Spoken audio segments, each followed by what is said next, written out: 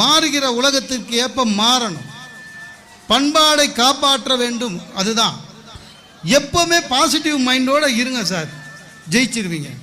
ஒண்ணே நான் ஏற்கனவே சொன்னது தான். சார்லி சாப்ளின் இந்த உலகத்தோட மிகப்பெரிய நகைச்சுவை கலைஞர். அவர் நல்ல பாப்புலர் ஆன பிறகு யூரோப்பில் ஒரு இண்டோர் ஆடியத்தில் பேசுகிறாரு, சிரிப்பாக பேசுகிறாரு. ஒரு நகைச்சுவை சொன்னாருங்க. அங்கே எப்படின்னா யூரோப்லலாம் யூஎஸ்ஏலலாம் எப்படின்னா பேசி முடித்த உடனே எல்லாரும் எழுந்து நின்று கைத்தட்டுவாங்க, ஸ்டாண்டிங் ஓவேஷன். ஒருவேளை நல்ல பொன்மொழியோ ஜோக்கோ சொன்னாலும் எழுந்து நின்று கைத்தட்டுவாங்க. சாப்ளின் ஒரு ஜோக் சொன்ன உடனே எல்லாம் எழுந்து நின்று கைத்தட்டிட்டு உட்கார்ந்தாங்க. சாப்ளின் என்ன பண்ணார் தெரியுமா? சொன்ன ஜோக்கியே 2வது வாட்டி சொன்னார். அப்போவே அதில் 50% எழுந்து கைத்தட்டிட்டு உட்கார்ந்தாங்க.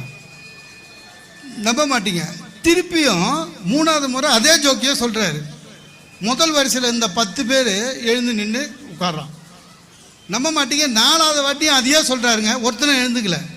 அப்போ சாப்ளின் சொன்னாராம், சிரிப்பு வருகிற ஒரு சிரிப்பையே உங்களால் 2வது முறை கேட்க முடியவில்லையே, கேட்க பிரியப்படவில்லையே.